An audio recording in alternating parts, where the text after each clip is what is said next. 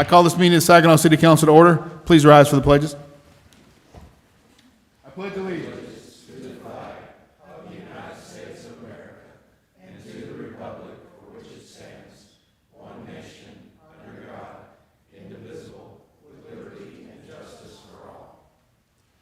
Honor the Texas flag. I pledge allegiance to thee, Texas, one state, under God, one and indivisible. Thank you. Please be seated. Next item is the invocation. Reverend Mark Towns, welcome. Thank you, Mayor and Council. It's an honor and privilege to stand with you in prayer. Would you join me as we pray? Father, we give you thanks for a beautiful day. We thank you for this time of year, the promise of new life, of the budding of trees and the opening of flowers and the beauty of creation. Father, we ask that you would continue to bless this council and all those who serve the city and residents, and pray that, Father, that there would be covering of protection and wisdom and guidance in every decision that's made and in every profitable work that is done, Father, to enrich this community and to help us to appreciate even more the joy it is to live in this area and in this city. We thank you so much for your blessings, and we pray in Jesus' name. Amen. Thank you, Reverend. Item 1D is the audience participation. You can speak on any item that is posted on the agenda. Any item that is on the agenda you are allowed to speak about, and see the city secretary for a form, and we would be happy to hear from you. Item 2 is the consent agenda. 2A is action regarding minutes of March 19th. 2B is action regarding Resolution 2024-05, readopting guidelines criteria for tax abatement agreements. 2C is action regarding agreement with Spyglass Group for an audit of technology and telecommunications security service accounts. 2D is action regarding a Chapter 380 agreement, incentive agreement with Julian Lambert Press Photography for the property located at 100 South Hampshire. 2E is action regarding sale of outdated taser equipment. Any questions, comments on the consent agenda? If not, I'll entertain a motion.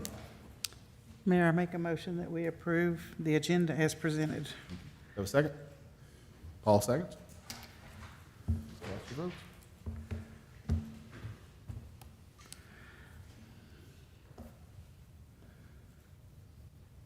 Motion passed. Let the record reflect we do have a quorum.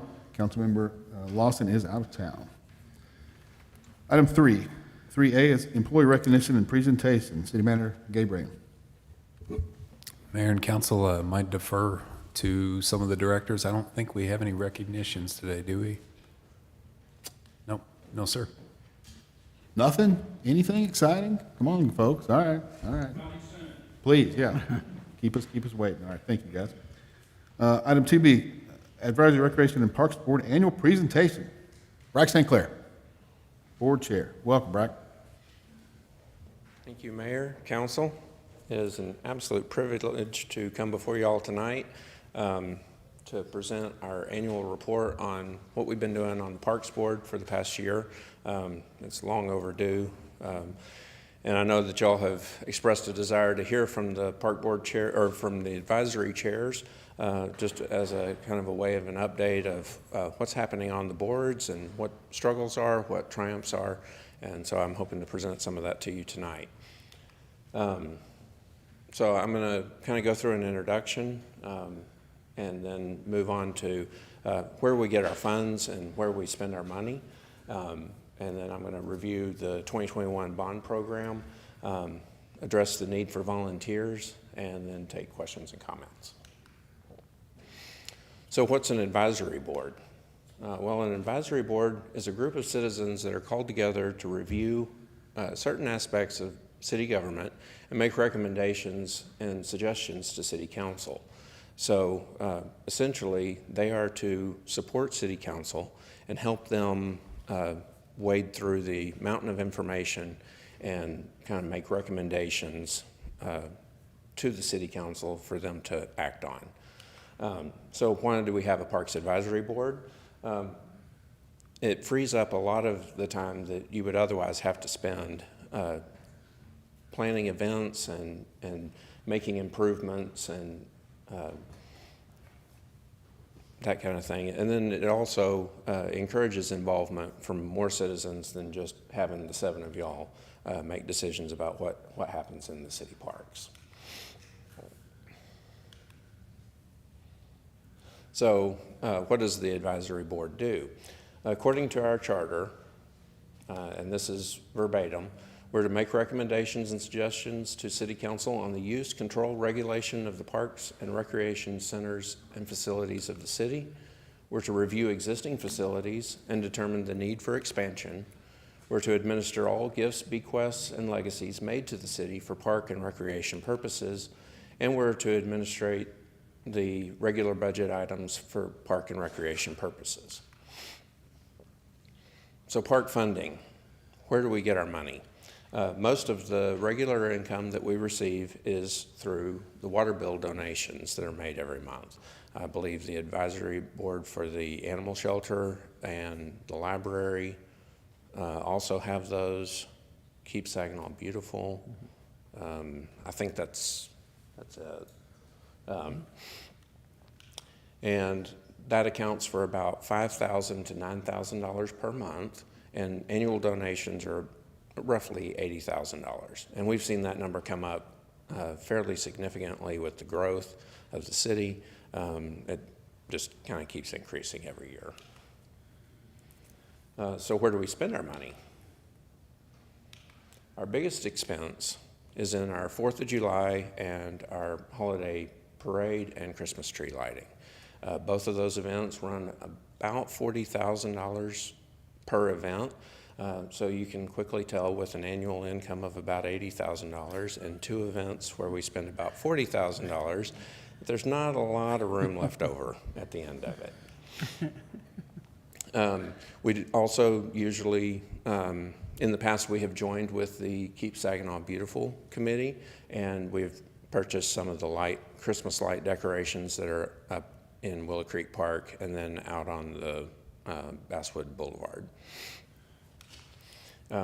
We also pay for veteran bricks. So if somebody wants a memorial brick placed in the Veterans Park, then we pay for the expense of that brick. And then we also do minor improvements to the park. So I went through and allocated the 2023 income and expenses with a lot of help from Kim Quinn. She kind of broke it down for me, and then I created this table, kind of showing, you can see by month how much we bring in, and $6,500 to $7,000 is pretty much the median amount. And then where do we spend the money? So last year we spent $73,000 on holiday events, and then the veteran bricks was $360. The $1,600 was for a picket fence donation refund, which I'm not actually sure what that was, but. When the All Abilities Playground was built, there was donations that, I guess there was a fence that was going to be built, but there weren't enough people that participated, so we refunded the donations for that. And then the Highland Station Park Crossing, that was for the engineering and examination of that portion. And then we paid for the weather alert system subscription, which is for the aquatic center and for the softball fields, and just an early warning system for that. So in 2021, voters approved a senior citizen center and park bond package. $4 million of that package was for bond funds to be used as determined by the Parks Advisory Board. And so here's kind of a breakdown of those improvements. So there were the 2 playgrounds at Highland Station Park that ran $427,000. The relocation of the Kiwanis Veterans Park was $279,000. The master plan update was $113,000. The Switchyard and Willow Creek Park expansion parking expansion was $65,000. The pavilion and food truck parking expansion was $367,000. We've prioritized a switchyard restroom expansion, and I'll get to that in a minute. And then at our last meeting, we recommended moving forward with designs for replacing the playgrounds and kind of reconfiguring Brian Schwingler Park and Opal Joe Jennings Park. And those two items are 1.3 and just a little over $1 million. Those items have not come to y'all yet. We did approve them, but there were some final details that just, it was too quick to bring them to y'all tonight. So if you do end up approving those two playground improvements, that means we will have spent all but about $350,000 of the $4 million. The playground improvements, so I brought this up here just to kind of show you. Back in summer of last year, we had an assessment done, a safety assessment. And so all the park board members got this assessment, and we went through it pretty much page by page and decided that Brian Schwingler and Opal Joe had a large number of improvements that needed to be made, some safety concerns that were out there, and there was going to be a lot of money that was spent to make those corrections. So that is why we decided as a board to kind of switch gears a little bit, and instead of trying to repair a bunch of the equipment, we decided to move forward with designs for replacing the playground equipment. So that's kind of how that process came about. And there were a lot of things in here that can be done by Public Works, little corrections that needed to be made, but then there were a lot of things that really needed to be addressed. And we're not addressing everything with this, but we felt like those two parks were in the biggest need, and so that's why we prioritized those. The restroom expansion at the Switchyard has been prioritized for spending. We recognize the need with the market days being a lot busier, having two restrooms there. Although this past market day, it didn't seem to be a really large problem. I didn't see very many lines, but we do feel like when there's special events, especially at the holiday parade and the concerts in the park, it would be good for us to have more restrooms down there and available. I think that in May, at the May meeting for the Parks Board, they're going to review all of that, and it should be able to come to council in late May or early June on what they figure out there, what we figure out there. So volunteers. We need volunteers. We need input from the community. We need volunteers who are able to serve and attend the meetings.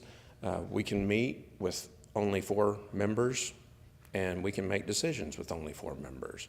But I am a lot more comfortable with recommending something to council when I have 9 opinions and when we can come together on something like that. And I'm sure that y'all feel more comfortable with having 7 members of council, and when at least 5 of y'all can agree on something, you know that generally we're moving in the same direction.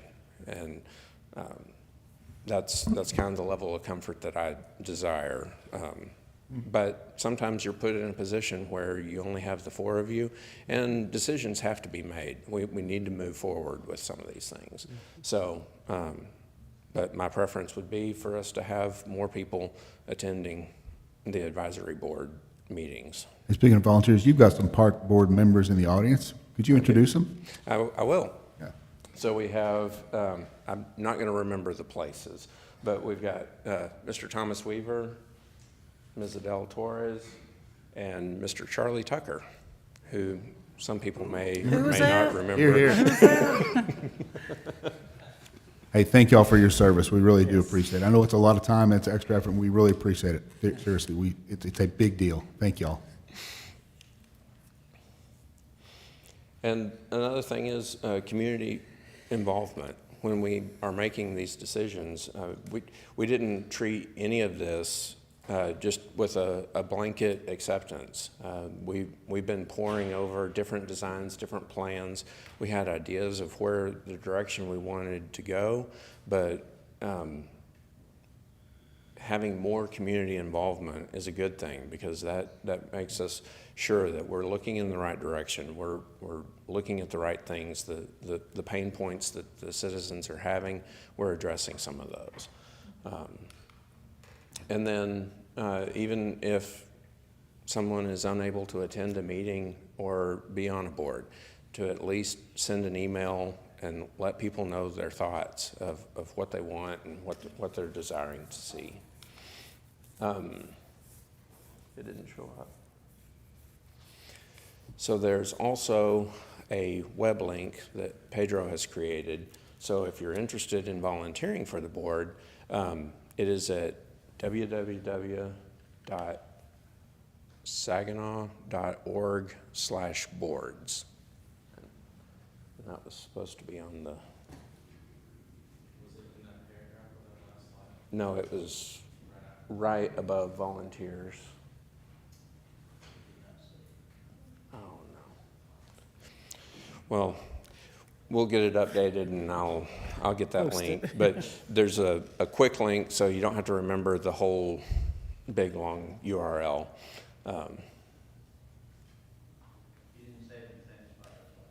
Oh, Let's look it up. is this one out?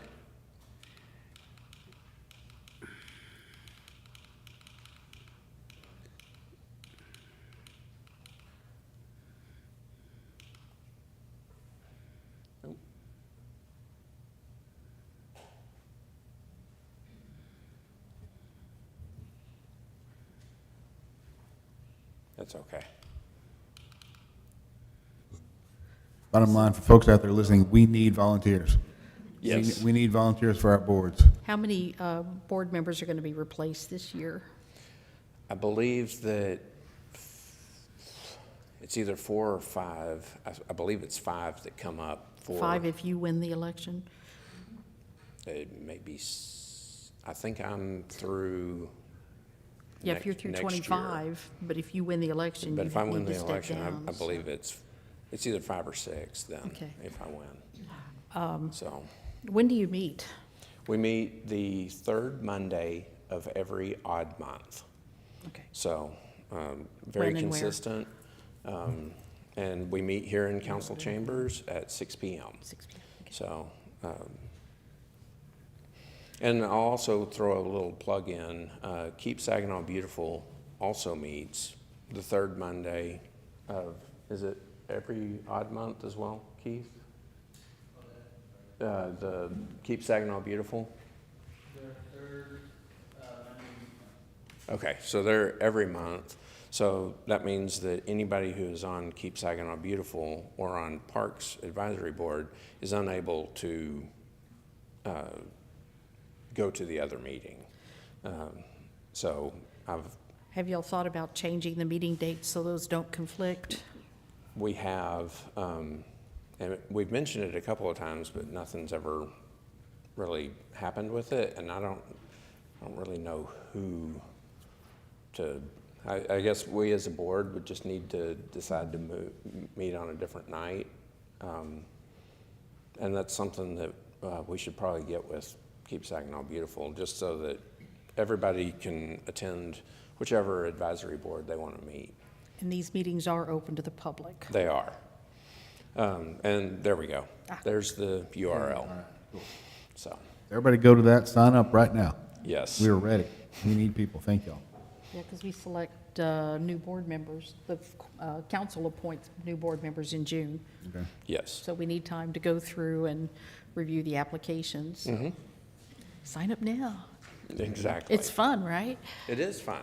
And there's lots of advantages to being on the board, as you see so many different things that are going on. Like we may be planning the 4th of July event, or we may be working on the holiday event, but then there's stuff in between that, you know, if the dog watering stations aren't working or something like that. And we're coming up with solutions to address some of the little things that people don't really notice or see, and it gives you an appreciation for where you live and what you're doing.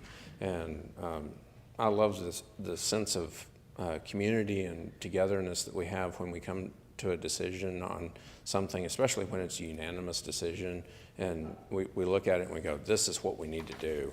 And I find a lot of joy in that. So for the next year, I believe that the Parks Advisory Board should be looking at the overall conditions at the playgrounds. There's a lot that wasn't addressed with this, and I think the Parks Advisory Board needs to be looking at that and going, okay, what projects were we not able to get to, and what would that funding cost, so that they can at least bring that to y'all and go, hey, here's what we've come up with. This is the priorities. This is where, if we have extra money, which never happens, but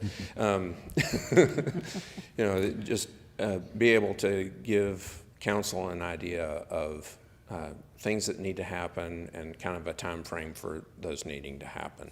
The safety report that they went over was very good in saying this playground needs to be trashed and y'all need to not be using it anymore, all the way up to, as long as you take care of this, it'll last you for many, many years. So there was good information in the assessment. I'm glad we went through with the assessment, and it gives us an opportunity to kind of evaluate. And like I say, y'all don't have to pour over all these. You can just kind of rely on the advisory board to make recommendations. And I mean, you're welcome to run over all these if you want. One of the other things I would like to see us do is examine grant funding to a greater extent than we have in the past.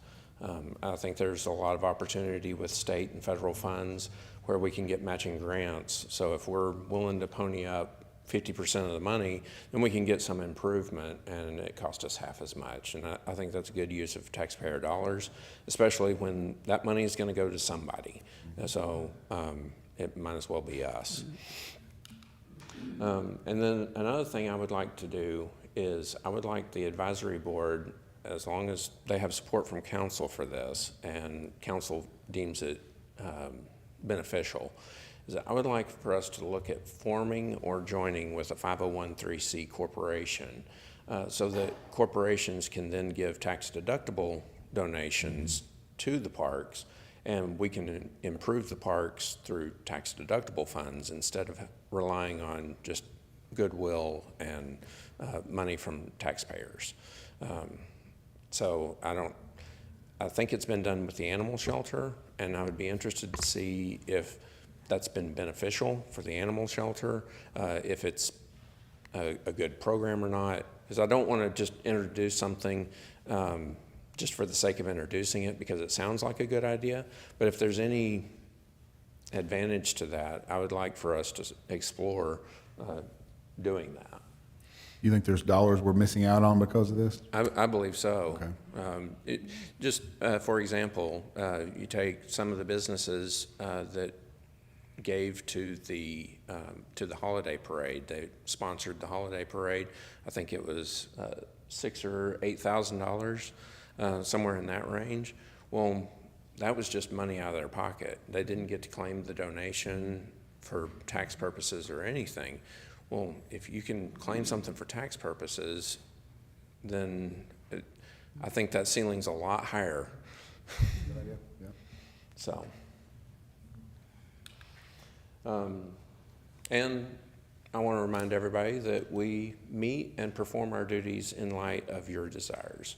So, are there things that you would like for the Parks Advisory Board to be looking at over the next year, or questions that you may have?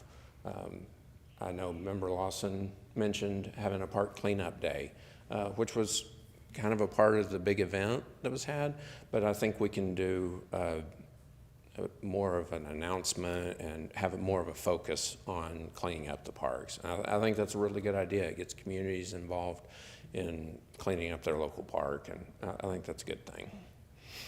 So, but with that, I'd entertain any questions. Questions or for Brad? comments. Mary, go ahead. First of all, thank you so much. That was a great presentation. We appreciate it. I wanted to remind everyone in the audience and anybody who's watching that you can donate. You can increase your donation on the water bill. And also, I wanted to point out that the senior center also Oh, can yes. be, Thank you can donate to the senior center. But you can change that to $2, $3, whatever you want if you desire to and if you have the means. And also, as far as new things to look at, I used to walk in Willow Creek Park all the time when I had a dog, so I haven't been walking in there since then, but that disc golf, is that what it's called? The Frisbee golf? Frisbee golf, have those stations been updated? Because some of them needed repair. They've not And they been. weren't, some of them were not, they weren't even there, some of the stations. So that would be a good project. And When if the Willow there's, Station got built, it kind of impeded on so the- it's the kind of course not a little able bit, so, to work anymore. yeah. What about Highland Station Park? Would that be possible? Is there room for one of those in that park? I think there would be room for that. They And- also have tournaments throughout Mm-hmm. the United States, and if we had a really good one, we could have tournaments, and that would add revenue to the city also. Yes, yes. Other questions for Brack? Can you get us a attendance record for this year's Parks Board meetings? I think Okay. Janice can do that. Because last year when we were going through, we were trying to get people that wanted to volunteer, and we had to make spaces and stuff for them, so. And I would encourage you as a council to not be afraid of bumping people once they meet the required, if they've missed the required number of misses, I would preemptively go ahead. If they don't have a good reason, then I would free that up, and I wouldn't wait until the next year when you're doing the appointments. I'd try to get that spot filled mid-year, because from what I understand, that's a struggle on all the advisory boards. Parks Board has been very fortunate in that we have some very solid members, and we're able to make quorum.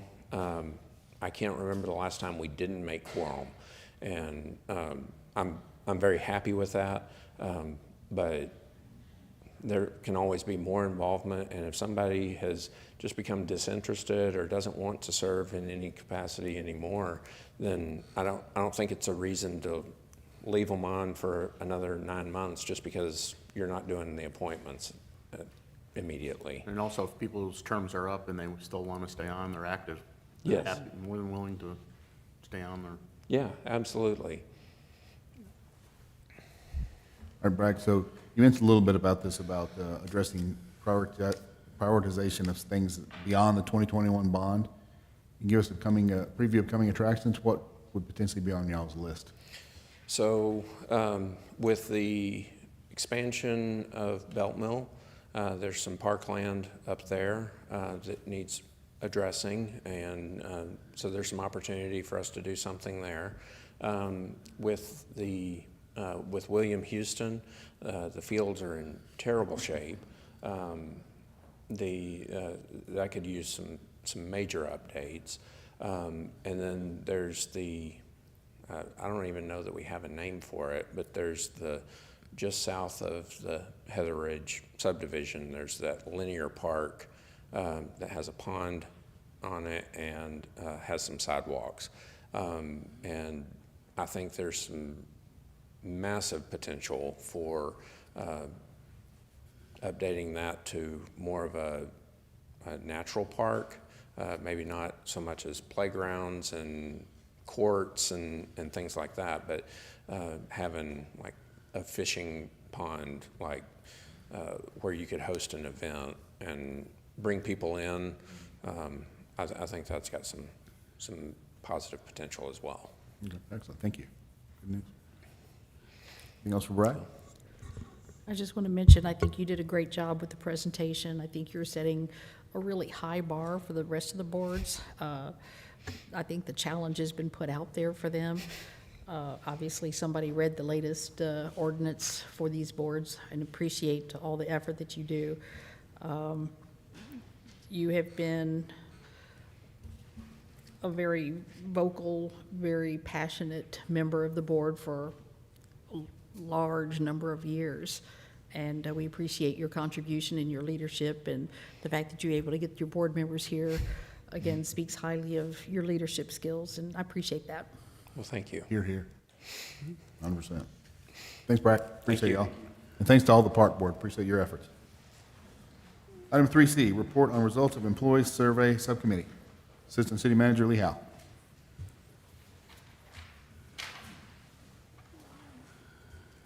Thank you, Mayor and members of council.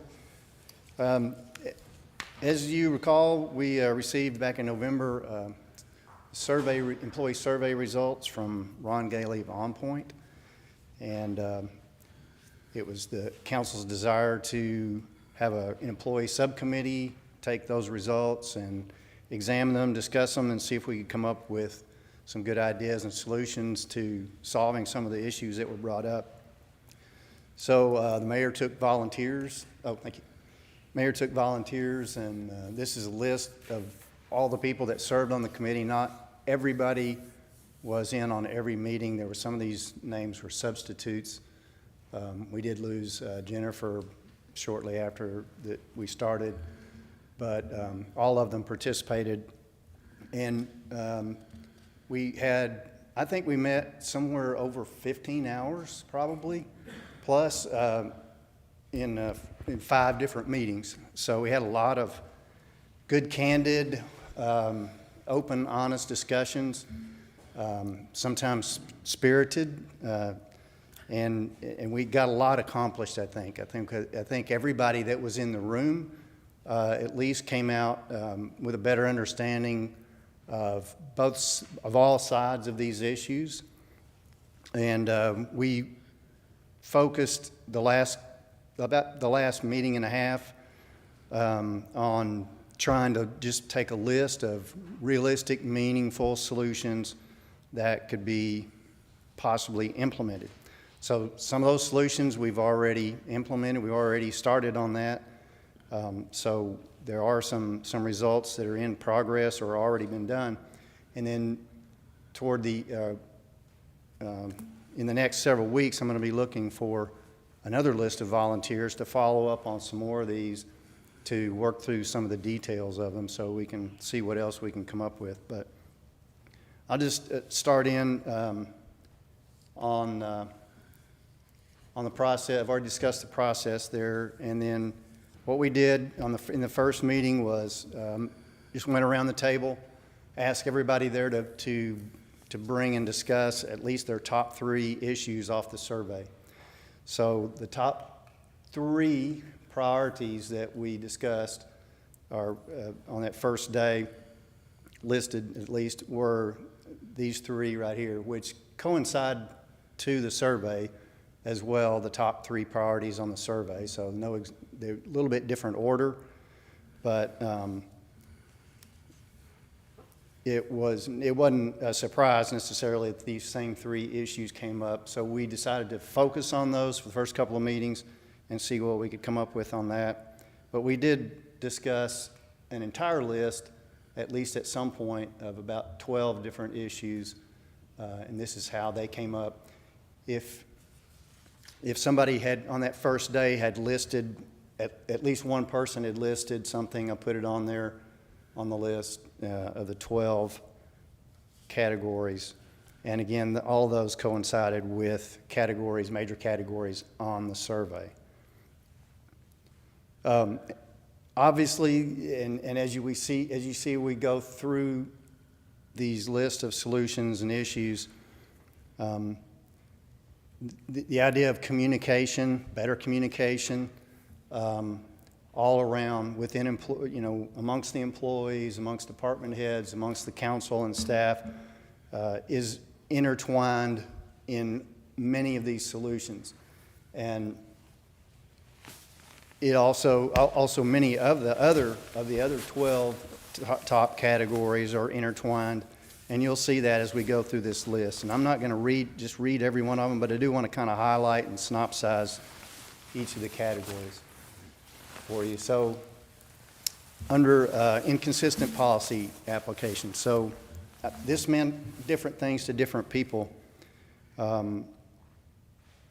We were looking for, I'm looking for members right off the bat now, and maybe have a couple of them, to create sort of a policy review committee. The policy review committee would go through our current city policy manuals and pick 2 or 3 policies, say every month, review those, try to research what, obviously some of them will need some immediate updates. Others, there may be some research to do. And then I'm hoping that those people will consult with other department heads and other staff members to come up with some of the things that we can standardize across and update across the policies. This is something I think that we probably could easily do and go through the entire policy manual, but probably take several months to do it. But it needs to be done. The HR department does a good job of keeping policies up to date when new things come up, but they can't just sit and go through the entire policy manual periodically and update it. It's a difficult task, so we need a little help with that. One of the things I think that came up is we don't train to our policies often enough or well enough.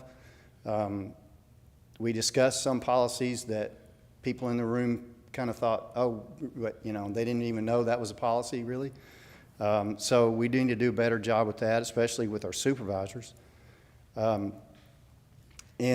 there was some discussion about standardizing documentation for policy violations. So this was one of the kind of big things that people felt led to the inconsistency idea that different departments do things differently and document differently, and in some cases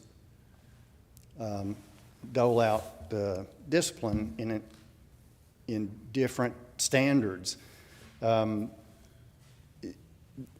Unfortunately, it's a hard thing to wrap around to be completely fair, because there are some specialized type departments, let's say the police department, I'm very familiar with it to start with, where certain violations of policies, by state TCO standards will cost you your job. In other departments, they might not. They might just be documentation or some sort of lesser punishment, but they wouldn't cost you your job.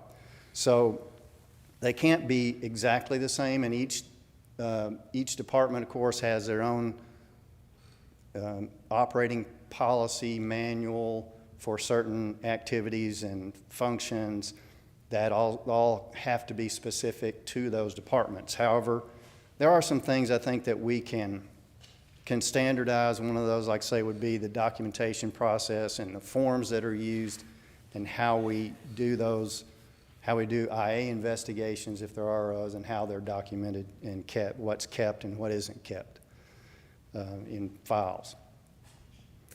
And then, one of the things that I ask, and I think that everybody acknowledges, is that there are differences in job duties between the departments. There are differences in certain things that can and can't be done, and again, that's an administrative discretion issue. It's a department head and city management discretion primarily. Could be the minor things, could be up to the supervisor on a daily basis, but we can bring a little better consistency to it. The second one was, which coincided again with the survey, was being understaffed and shorthanded. The first thing there, include all future staff needs into the department budget submission. So Gabe has already asked all the department heads to submit a list of their needed positions for like 1, 2, out to 5 years into the future. And so that we can have those on hand and keep them handy to think about how those can be implemented as the budget process comes around with available funds. I'll skip down a couple. All of these are very important to people that mentioned them. And again, I tried to take the best notes I could. I may have missed some things.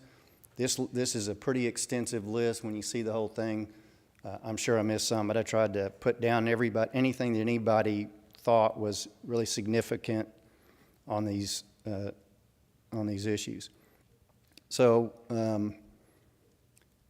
I think that one of the things that came out was that, you know, we do have a lot of special events that seem to be growing, which is great, and everybody enjoys those. The citizens enjoy them. But they can be taxing at times when you have to roll out entire departments or, you know, majorities of departments to work weekends or special things. And that can't always be that time can't always be traded out or swapped for other times. So you either work shorthanded when people swap time out, or they have to be paid overtime or comp time. The suggestion came up that there are occasionally on some of the big events like parades and things, or major events where we have large crowds, that we might need some outside help occasionally to manage some of those. We do call on the CERT team a lot, but we can't always depend on them to be available for everything. And sometimes we may need some professional help in organizing some of those events, depending on what they are. The review of sick, comp, and overtime policy, that's in progress. We've already made a couple of changes on that. And there was a couple of things noted in a different category here I'll come up to here in just a second. On council staff relations, so there were some central themes here from everybody, and obviously, again, communication is a big one in this. But from the council side, I think it was mentioned many times that having more information, more timely information, being involved in processes or things, you know, more ahead of time would be helpful for the council. And a big one that I think everybody would agree with is that for the council and administration and staff members to all have try to find a better understanding and see each other's perspective on what information and how it needs to be exchanged, and who needs to be in on different decisions at different times. So we've already implemented Janice's, we had a request or a solution actually by one of the council members about receiving the agenda information earlier, so that has been implemented. We're trying to get everybody to get things at least a day ahead of time than what we'd usually done, and Janice has been doing a good job of getting the agenda out a little bit earlier than normal. We can probably continue to speed that up as everybody kind of gets used to it. And but there are some things, unfortunately, that push right to the last minute almost every time, and we may not be able to get it too many days ahead of earlier, you know, the actual what the statute requires at times.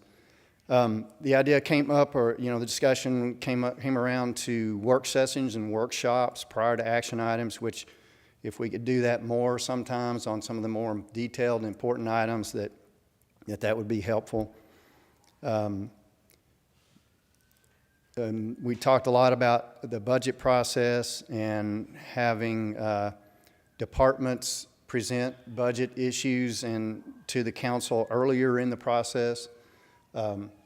and not necessarily the department heads doing that all the time, that there was some discussion about the council members would probably like to hear from other staff members below the department heads more often, and enjoyed that, I think, in the last little series of presentations we did last year. And again, there was some discussion about questions and what things, the way things happen, and there's interactions within the council meetings themselves. And I think the key there again is, from a staff point of view, people believe that if we could get the questions earlier before the staff meeting, we'd be able to probably more adequately answer those. But everybody needs to understand that during the council discussions that there's going to be questions come up that you haven't thought about, and that we can, if you have the answer, obviously we can give that, but if not, then we'll have to come back to you with it. And I think that's working pretty well now, but occasionally there's been some feelings that were, heard a little bit by people being questioned by council members maybe in the meetings, but that just kind of goes with the territory, and that's just the way the process works. So if we did do work sessions or workshop items ahead of time, some of those things could come out where you maybe ahead of time as well. I think a council member mentioned, that administration and staff and employees need to understand that they're not trying to micromanage the employees. And so that led to a little bit of a discussion. It came up a few times about communication between council members and staff.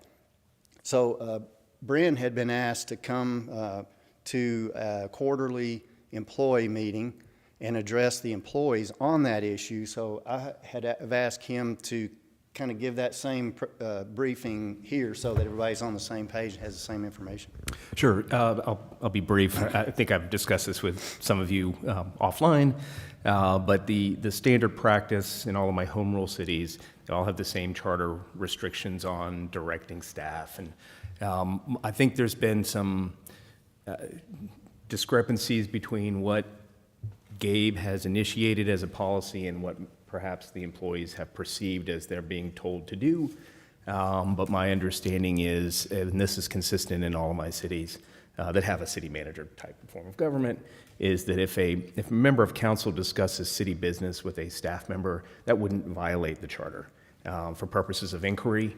But I do think it's important for, and again, it's not my place to say it's important. Frankly, it's not unusual. It's consistent in all of my cities that if there is a conversation with a city employee about city business only, that employee alert their department head that, hey, this conversation has happened, in case the department head needs to escalate it up to city management, or perhaps it can be handled at a departmental level. If there are concerns, the only way to respond and be sensitive to those concerns is if the department head or the city management group know that those concerns exist.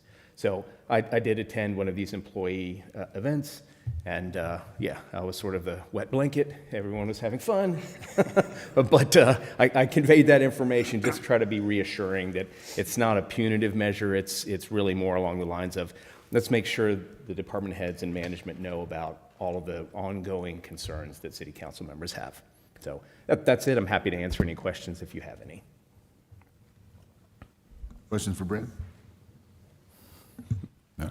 Thank you, Bryn. Thank you for, and again, I think that's part of the communication thing. I think getting Bryn involved, communication to us, but also to staff is outstanding. So that's good work. Thank you. Yeah, so the other major theme I think that I hadn't mentioned really is some of the ones there at the top of this page.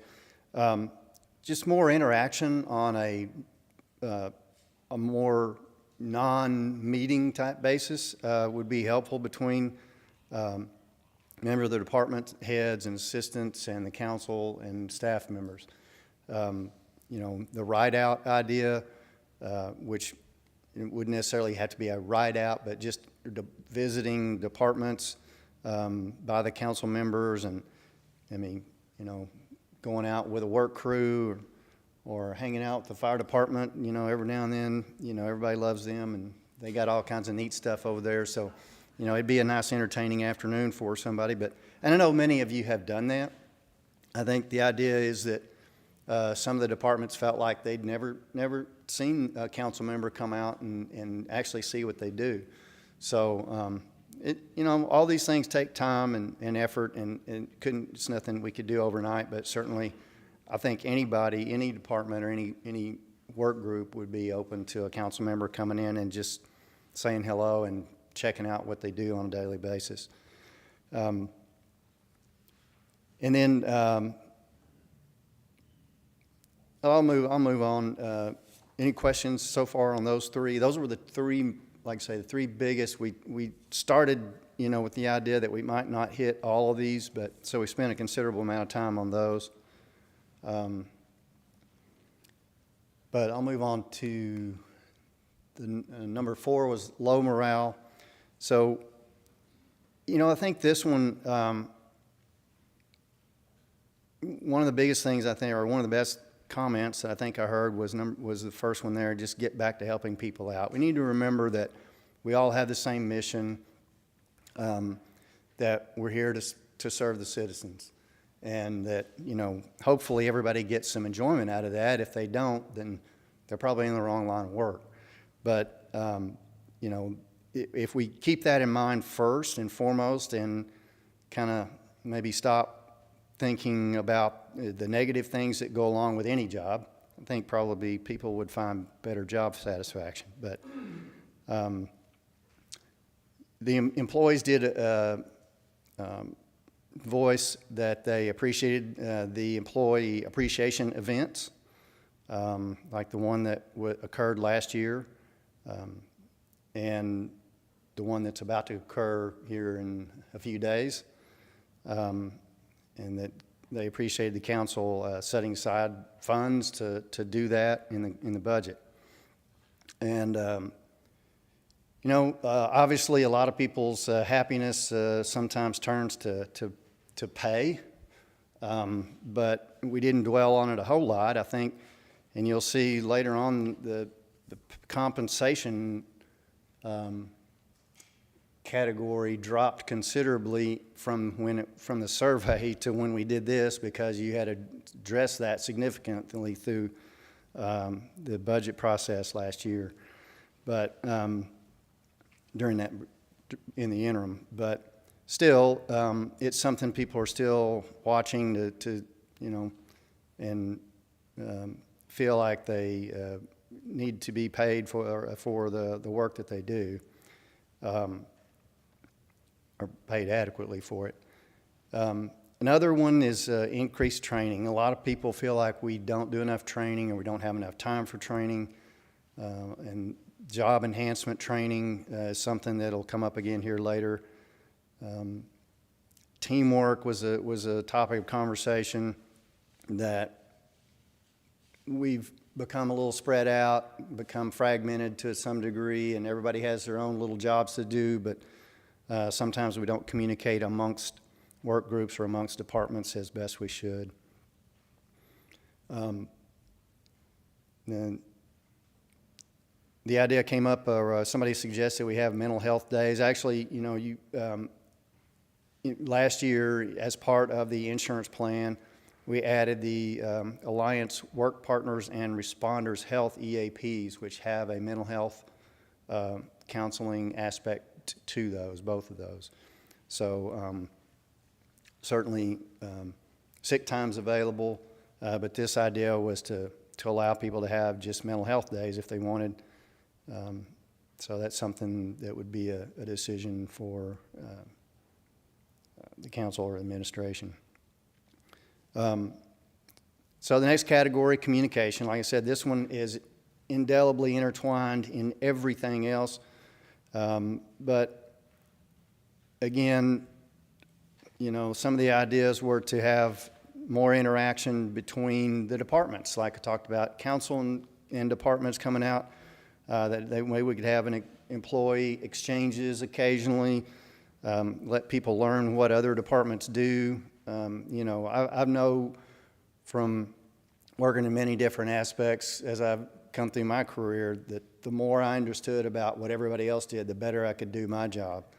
And, you know, sometimes you don't know where to go for a certain bit of information or who to ask something in, but when you understand the big picture, everybody's more efficient and gets along better and has, you know, better communication. So I think this has a lot of merit to it. The issue came up of improving the website.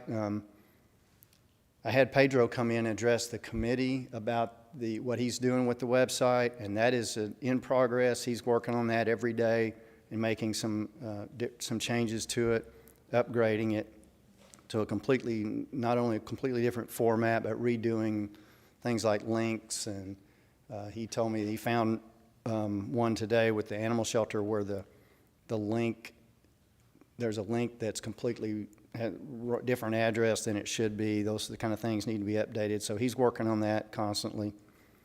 And then having regular feedback to employees from supervisors. You know,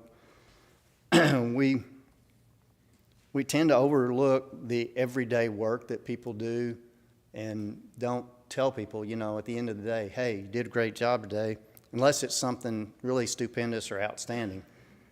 We kind of take for granted that they get their job done and they're supposed to get their job done, but we don't always tell them, hey, you did a good job today. So, you know, that's something I think we could do a lot better with, and just let people know, the employees know that they're appreciated for showing up and doing their job. They don't have to set the world on fire every day to get recognized. So speaking of staff recognition, that's on the next category. We obviously have implemented the standing agenda item for introductions or recognitions of employees. I think this was the first one that we've had where we didn't have one meeting since we implemented it. You know, there's some other things we could do. Again, the appreciation days were mentioned. There's some other things like an annual banquet where you could give people, you know, further recognition. And then again, just the verbal compliments. The direction of the city came up, and there's a solution of we suggested that we have a 5-year plan. I think we have a 5-year plan. It's just not all in the same place. I mean, I think we have that information. It just needs to be kind of put together. And then maybe some better updates on the work plan.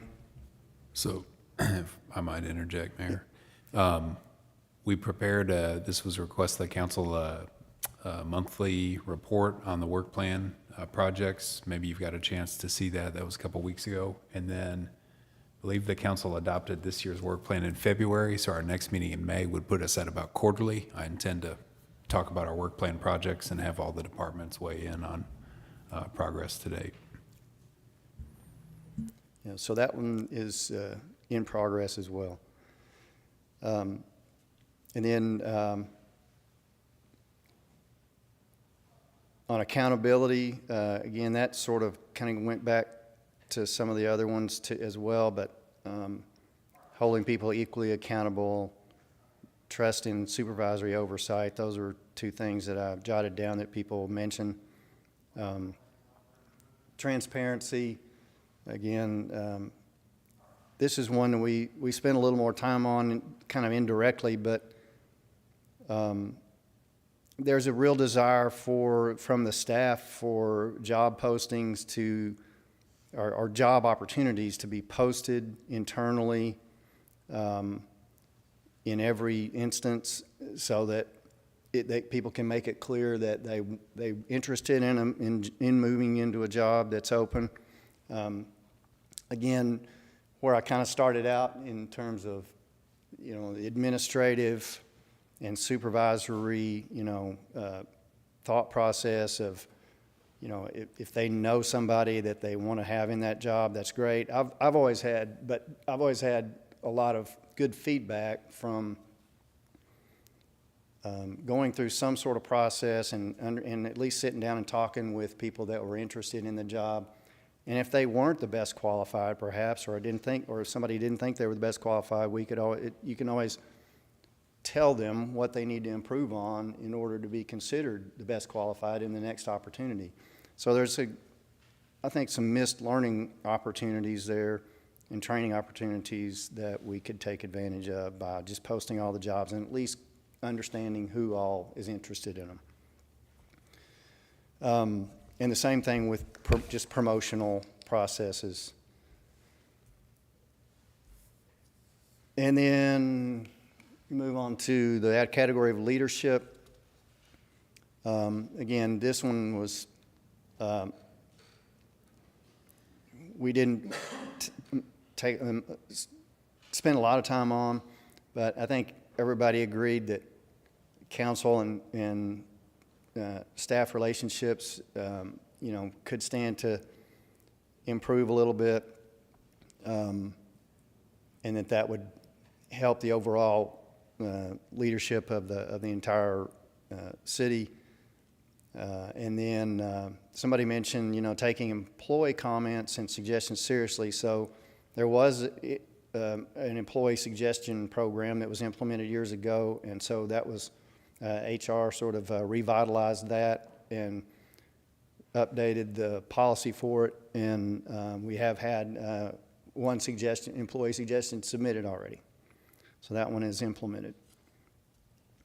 On employee development, there are several suggestions here.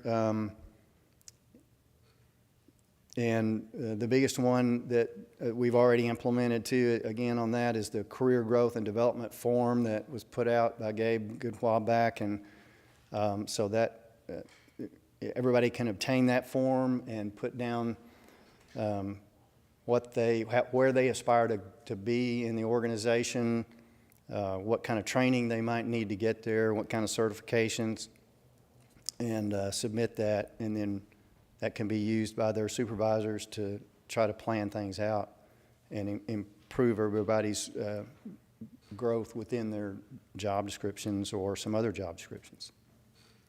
And then finally, I mentioned the compensation and benefits dropped considerably in the survey. It was higher, but for the committee's purposes, it dropped down a little bit. But I think it was acknowledged that the council's commitment to market salary competitiveness is extremely important, and everybody would like to see that addressed.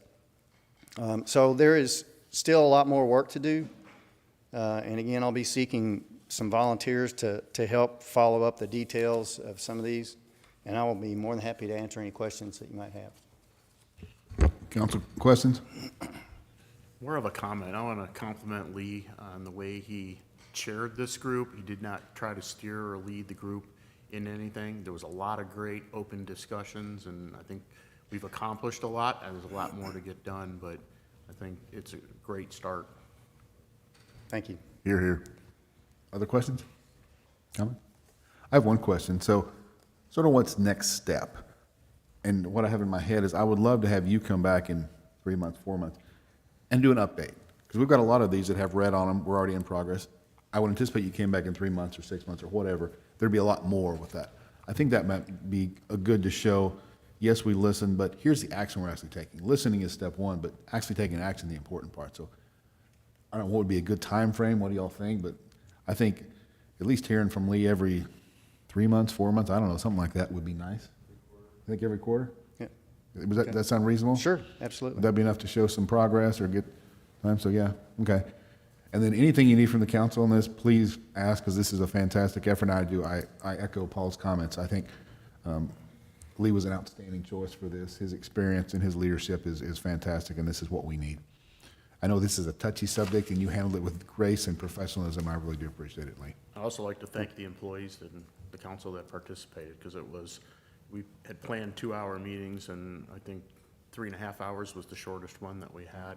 And people really opened up and talked, and it was great. Yeah, it was the one meeting that I tried to close about 5 times, and everybody just kept talking. So, yeah, everybody really enjoyed it, got a lot out of it. And I echo that. I appreciate the volunteers and the input. Everybody contributed that was in the room.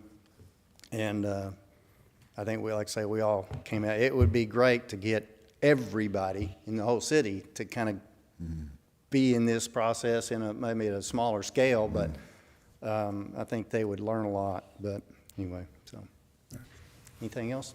Thank you, Lee. I do Appreciate it. have Thank one you. question. Oh, you got, go ahead, please. Yeah, under employee development, it says consider tuition reimbursement for employee enhancement training. I thought we already had that implemented.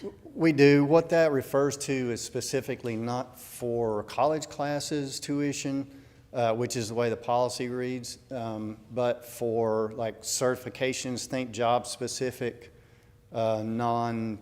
perhaps college credit oriented, but you get enhancement for your job for it. So that's something that I think we're going to look at.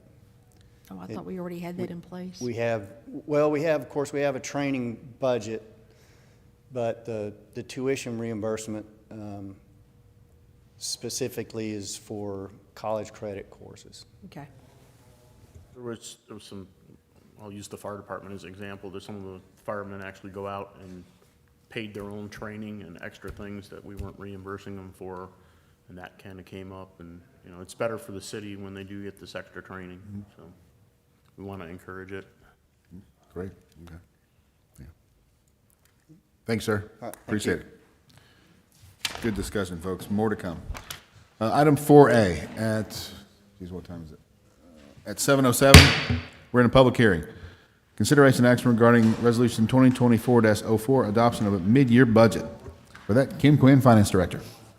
Thank you, Mayor and City Council. We modify the budget in the same manner in which we adopt the budget. Therefore, we have the public hearing. It's been advertised. I don't have a presentation just because you've got line-by-line detail in your packet of all of the adjustments. The majority of them, if not all of them, are projects that are being carried forward from the previous year. Items that have come before council between October and March that have already been approved but need to be incorporated into the budget. And then the other big one was the retention payments that were approved after the budget was approved. And so all of those are in the mid-year budget modifications. I'm happy to answer questions if you've got any. Like I said, there's line-by-line detail in the packet. Council questions?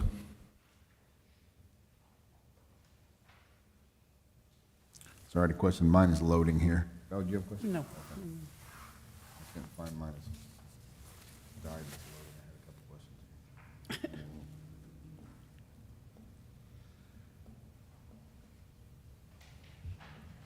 It slipped as a mine. No, I had it on here, but my thing won't load. I can't see all the questions. Sorry.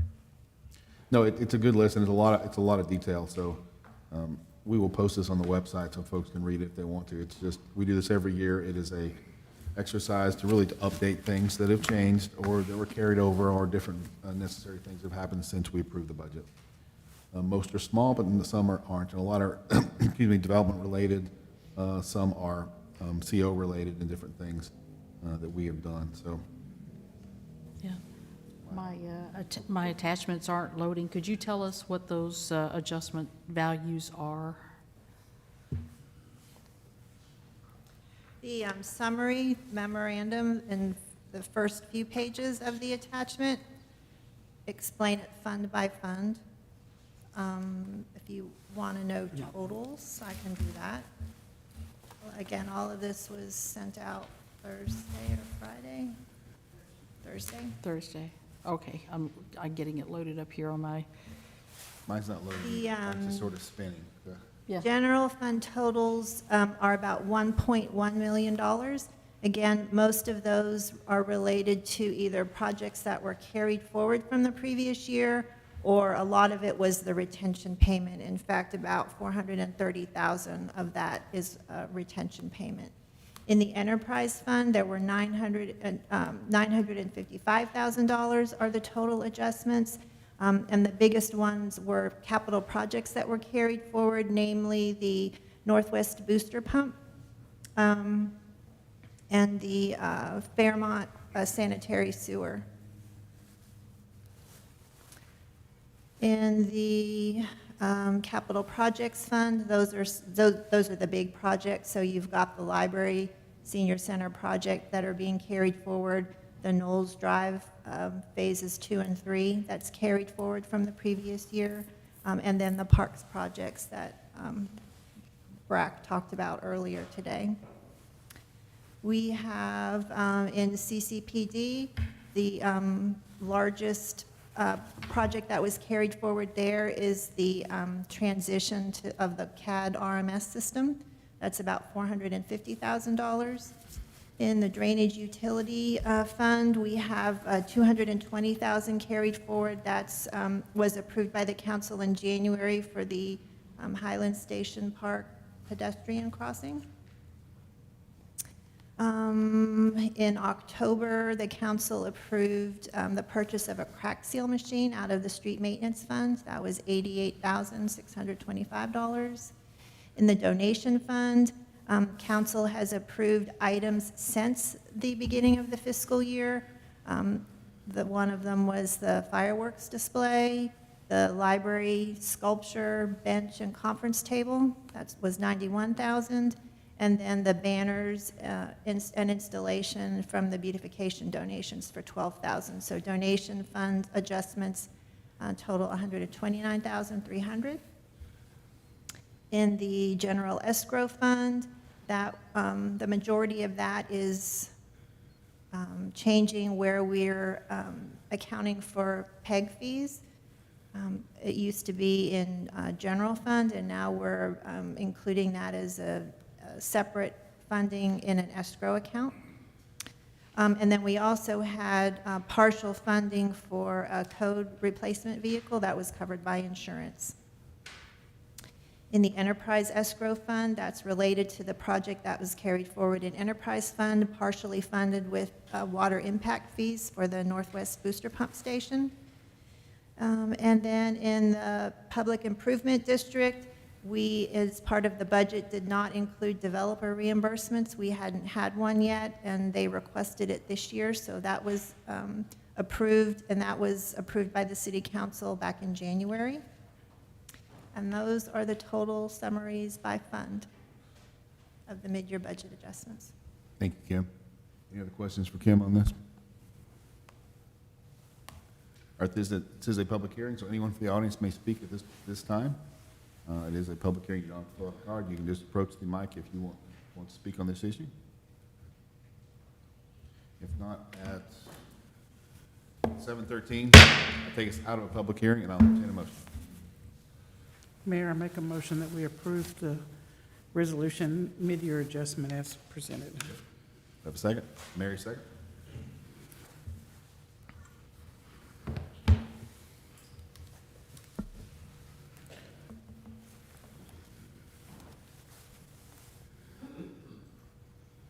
Motion passes. Thank you, Kim. Appreciate that.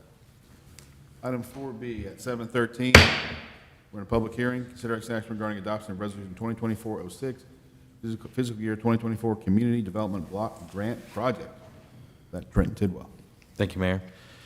This item is in regard to the next CDBG project, which would be the 50th year project. So Saginaw gets to apply to this every other year. The project that we have applied for is sidewalks along Southern Avenue with a grant award we're aiming for is $180,000. Will you just quickly refresh our memory on what the CDBG project is? Yeah, so it stands for Community Development Block Grant Program. They're funds that are received from the federal government, but Tarrant County administers them. Typically the funds, or every time the funds are required to go to parts of the city that are moderate to lower income. So that's why we've focused on the area where Southern and Opal and Bluebonnet are, and we've been doing sidewalk projects the last 3 or 4 applications. There's only limited areas in the city where we can do these projects now, correct? Yeah, there's only, I want to say, 1 or 2 areas that are eligible. And the good thing about these is it is administered by Tarrant County, but the mayor's council sort of oversees it, and we're pretty much guaranteed to get something.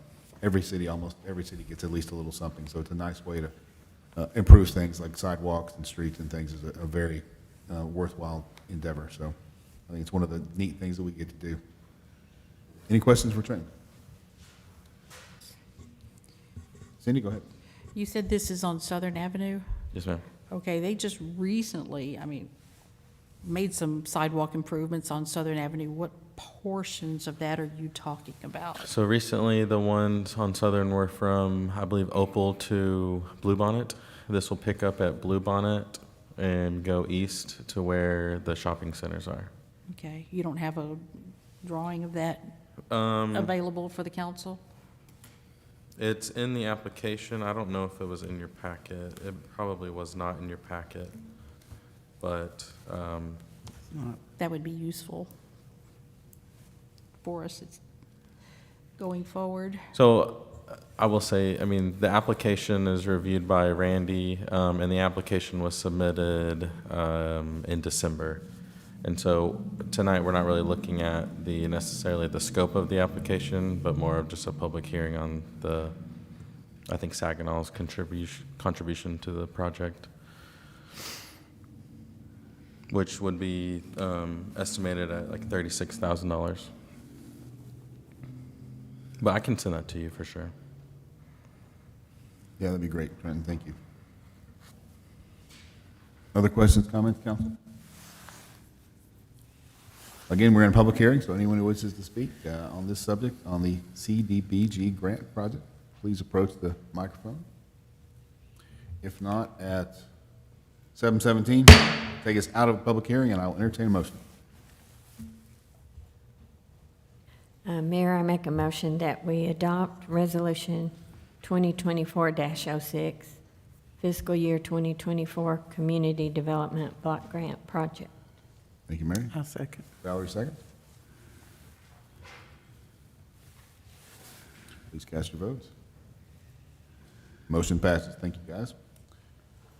At 7:17, we're in a public hearing. Consideration action regarding ordinance 2024-04, adopting updated water conservation plan and drought contingency and emergency water management plan.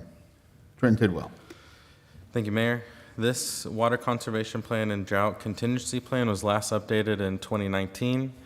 It is required by TCEQ, the Texas Commission of Environmental Quality, that Saginaw updates this every 5 years.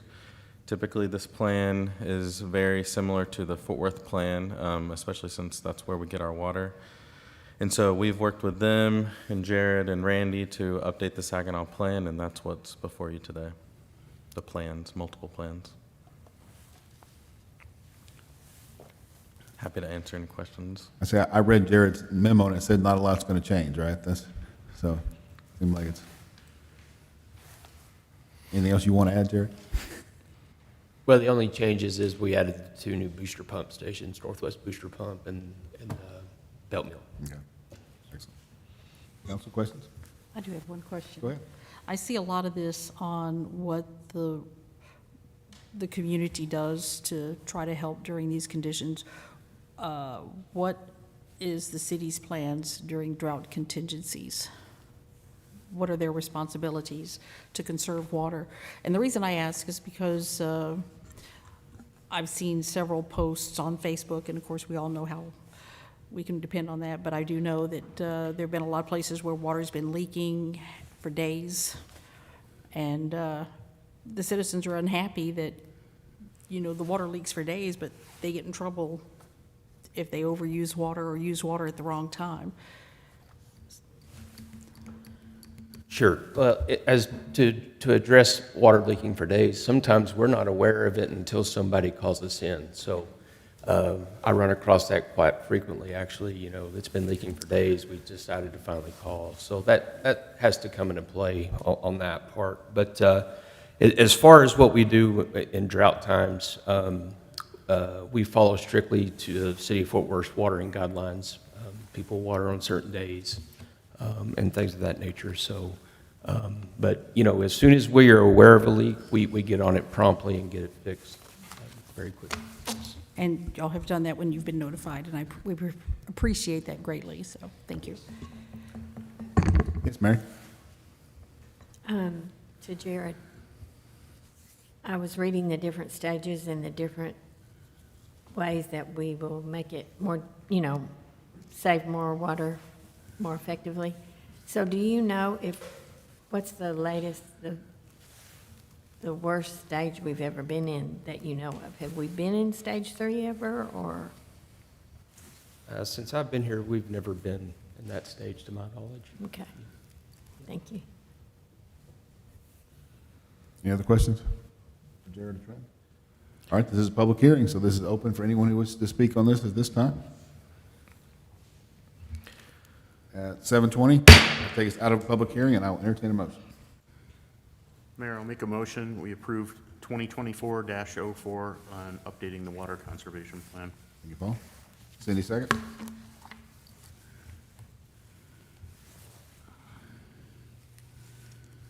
Motion passes. Thank you, guys. Appreciate it.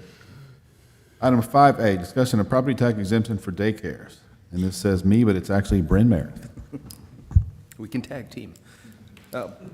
So you all may recall in November of last year, there were a number of constitutional amendment ballot measures propositions that you could vote for. Proposition 2 was authorization for a county or a municipality to approve the reduction of, essentially a reduction of ad valorem taxes that would apply to a child care facility. Now, if you read the proposition itself, you'd glean almost no information. It's a couple of sentences, right? And the devil's in the details. And so what the proposition says is, if it passed, which it did, each county and each city has the option of approving the credit, basically. The credit has to be at least 50% of the ad valorem taxes applied by the city to the child care facilities. But as I said, the devil's in the details. And let me back up quickly here. So Valerie and I had this conversation, in case there's any confusion why she's still sitting here. Her daycare does not qualify for this exemption. And so she does not have a legal conflict of interest. Looking at the list of daycares that would qualify that aren't already run by Saginaw ISD, EMS ISD, which was already tax exempt, there's only 4 daycares that would qualify. So basically, the council has the option at the time that you approve your ad valorem tax rate to adopt an ordinance to exempt qualified child care facilities from ad valorem taxes. Once that's done, each of those facilities, the owners have the right to apply to the Tarrant County Appraisal District using forms promulgated by the Texas Comptroller's Office. And I have not looked at these forms, but they issue the forms. You fill out the application, submit it to the appraisal district, and they decide whether you in fact qualify. In order to be eligible, if the council in its sole discretion decides to approve a tax credit of 50% or more, in order to be a qualifying facility, you have to participate in the Texas Workforce Commission's Rising Star program. And Valerie probably knows more about that than I do, candidly. And at least 20% of the total number of children enrolled at the facility must receive subsidized child care services through the Texas Workforce Commission. So it's for the facilities that help with low-income families, and you have to qualify. You can qualify for the exemption if you either own the land or if you are leasing it to a qualified facility. You are permitted to also seek that exemption, but you have to provide written verification that you have discounted the rent for the tenant who runs the facility in the amount dollar for dollar equal to the amount of the tax credit you receive. So there are no windfall opportunities here, and your rent has to be in line with the other tenants in the building that you rent the space to. And so there really isn't any clear workaround. Opponents of the measure argued that every dime that a facility is discounted and ad valorem taxes have to be made up by everyone else in the community. And so it was, some minor controversy associated with it, but it passed in an overwhelming manner. And so you'll have the opportunity in the fall to decide whether or not you want to adopt this tax credit. And as I say, there are 4 facilities, and I pulled them up, and the address is Saginaw, but candidly, that's the postal address. I don't know if all 4 of those facilities are indeed within the city limits. And so we've had this conversation and briefing with a number of our city council clients, and so far to date, none of our cities have decided that this is something that they want to pursue, but I think because of the limitations in terms of its scope. Some cities may have no eligible facilities within their territorial limits. But that's essentially the process. That's the high-level explanation of how this works.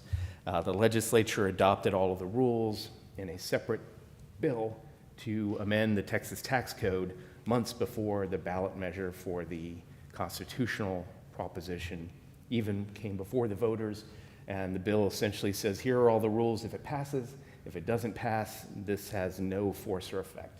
And so the rules are fairly straightforward. If the appraisal district denies the application, that can be appealed. If it approves the application, the city can appeal if it disagrees with the determination. But once the tax credit is adopted, the city is no longer part of the evaluation and determination process as to whether somebody receives the credit or not. So you mentioned there's 4 potential in the city. Sounds like with those limitations, those 4 probably may not all even qualify. Well, No, but it could be less than 4. That's right. I mean, so these 4 are on the Texas Workforce Commission's Texas Rising Star Program database. So they qualify for that first element. I couldn't tell you whether they have at least 20% of subsidized students. Sure. And you said it has to be at least a 50%? Correct.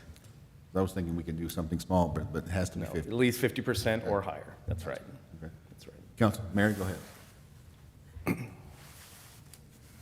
So, Kim, I hate to ask you to do extra work, but how difficult would it be for you can she find out who these 4 are? I have the list here. Yeah, And in then- preparation, I got a list from Tad, but I didn't know the specifics. So I know in total we have 10 daycares, so I don't know which of those 4 qualify, but the total of the 10 value is about $5 million.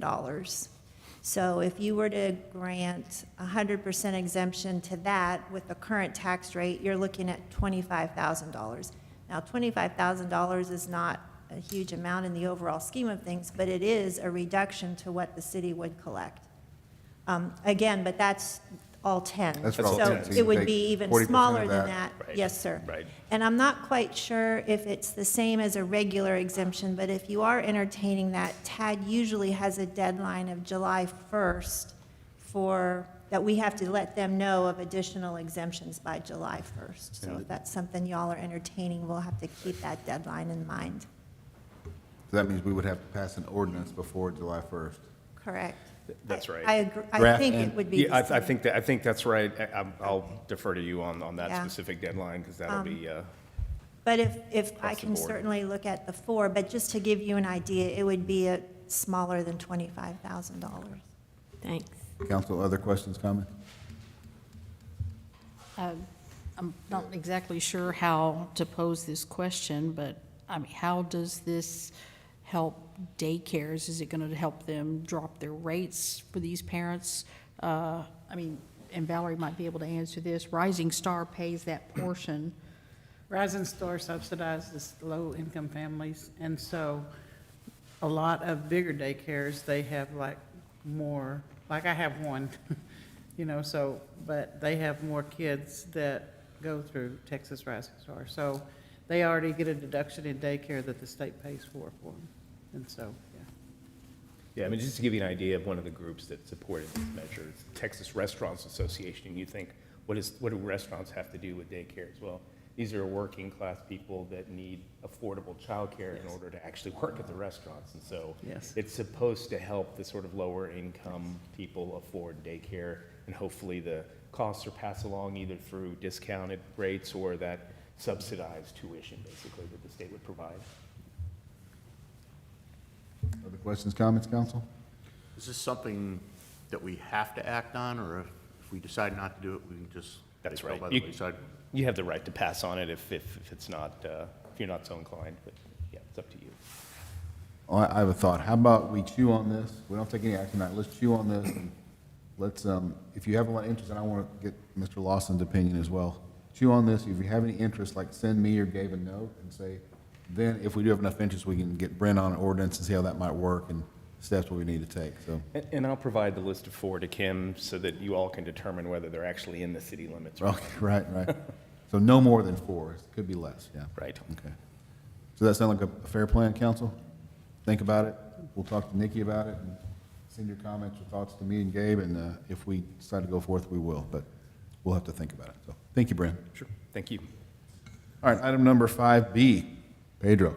Discussion of city delegation to attend All-American City Award Finalist Conference. Pedro Zambrano. Thank you, Mayor and Council. If you remember last year, we were finalists. That means we were in the top 20 cities in the country, and we came back from Denver with this nice, fine-looking silver plaque. There you are. This year, we are once again finalists, so top 20 in the country, but this time we don't want to come back with silver, we want to come back with the gold. Essentially, this year's theme was democracy, and we highlighted 3 projects: the long-range facility planning that the school district does, the garage gaps that we have attended, and the adult education classes that are held by our 100% customer satisfaction library right next door. So last year, we had a delegation of about 14 people. And this year, since we have those 3 projects, it's our job now to essentially go to Denver and defend those projects like a dissertation. I thought last year we were going to have swords, but we didn't. It was more of acting. So if anybody knows some theater, I will definitely invite you to attend. Essentially, this is just a discussion to let you guys know that's what we're going to be doing, and I will open it up to any questions. Last year, if I recall, the only council members that went were me and Nikki, I believe. Correct.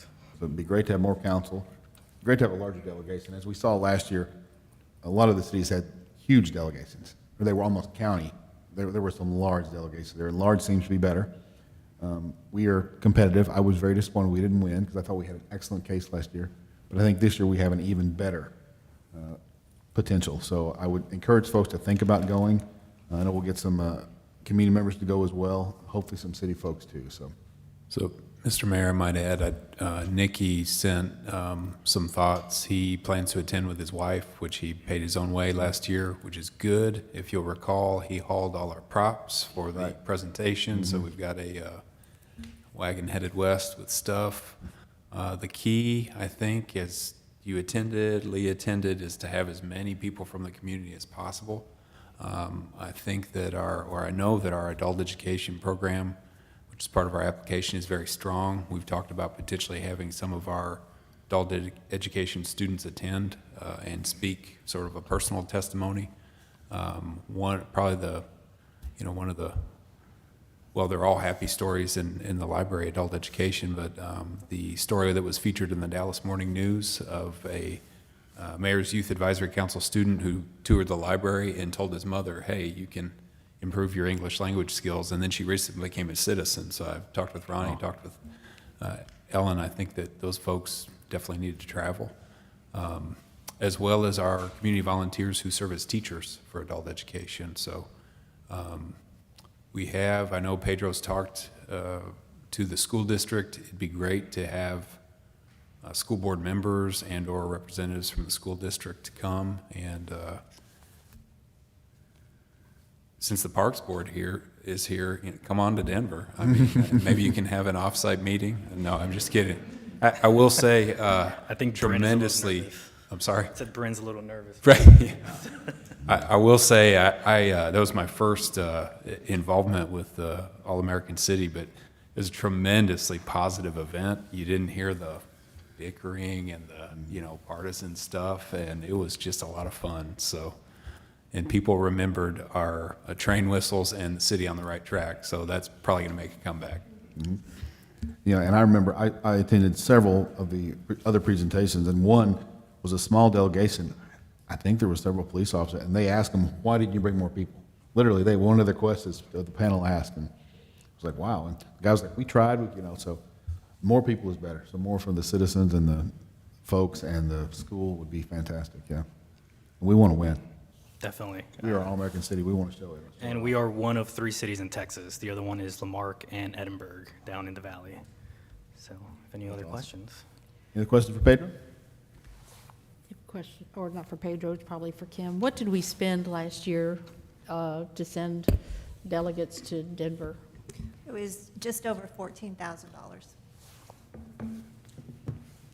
I paid my own way. That was the total expense, not just the airfare, but the supplies and everything else. Okay. That wasn't just city staff either. So we had, 2 students? Ms. Crozier, who was a teacher, attended. Those were community members. I think we had 5 students, Amber's mom, Abigail's mom, sorry, her name is Amber, and Scott from Fire, Crippen from PD. Yeah. But yeah, we had a few community members as well. And one other question, you have highlighting the EMS ISD long-range facility planning. How does that fit in with All-American City for Saginaw? So this year's theme was empowerment through democracy, and then they gave us a list of potential areas that we could focus on. One of them was involvement from the community. The long-range facility planning, which is hosted by the school district, teams up with the community to essentially create a future plan for buildings in the city. Not just in the city, but in the school district. The school district falls within the city, and what we learned last year is they wanted to see not only city projects, but community projects as a whole. And I think that was one of our, I won't say downfalls from last year, but one thing that we lacked. So that's why we included this, because we work with the school district on many things, and that's why we included that project. So these can be projects that not fall within the city limits, but that are part of our city limits that I mean, should be outside the city limits? Well, the school district is also within the city limits. So I know it's outside, but. I think the focus is to have not just city as an organization, to have other partners within the community. So whether that's a nonprofit, your school district, like I remember, probably the mayor and Lee remember, but Mesa, you remember Mesa, Arizona? They had their entire city council. 40 people. They had their school board. They had like a big contingent. And that's what you want to see, not just a, city-only municipal delegation. Yeah, that's what I was trying to ask. We're Yeah, not just talking about things just within our city limit boundaries, but Yeah, I guess. that are community participating or are part of our city limits. That's correct. Okay. Is the school splitting the cost? It says that they're going to share. We're having our first delegation meeting in 2 days on Thursday. So that's what we're going to be discussing, because we don't know how many people they're including in the Right. delegation. So once we get that, we'll definitely have discussions with them. I was just We curious. would assume, right, Yeah. that they would pay for their, Yeah, that's what I was thinking, yeah. and that's only fair. I was just curious. So last year, you guys said you had a budget of about $15,000, and it sounds like you stayed within that range. What is your budget projection for this year? I think once we finalize the number of delegates that we have going, we could definitely get you that number, because we don't know exactly how many students from the adult education class we want to take, or who's even available on those dates, which is going to be June 9th through the 7th through the 9th. I was giving you last year's dates. So are you looking at $20,000, $50,000, $100,000, just ballpark? If I give you a ballpark today, it might be very different. I could tell you 100,000 today, and then next week when we finalize delegation, it might be 4,000. Do you have a cap that you want to look at? I definitely want to talk with the delegation or with the team first that we have in the meeting 2 days, so we know the script we're going to be doing. I don't want to say it out loud because I don't want the other cities listening to us to have the cool ideas. because I have a really cool idea. So if y'all have any theater background, I think the chief has a good painting ability. We'll get him there. But once we get closer, I could definitely put that in a report so y'all could get that number down. I know that Ronnie and Megan and Ellen have already talked, so I really think the adult education is it's very strong. Anybody can speak to the garage gaps, and they've been very popular, but that's the heavyweight matchup, in my opinion. Well, I We think just have we to really get- need to focus on, the library's 100% favorability. That's got to be the big Absolutely. goal. I've actually requested an audit because I think it's fraudulent. You can't get 100% of people to agree on anything. No, I'm just kidding. I'm part of the 100%. We all expected it to be the fire department because it's the fire department, but the library beat them out. Sorry, chief. Any other questions for Pedro? So more to come, Pedro, but we appreciate the update. Thank you. Thank you. Have a good night. Looks like there's no executive session required. What do you know? All right, at 7:40, I'll entertain a motion to adjourn. Mayor, I make a motion, we adjourn. Second? Paul, second.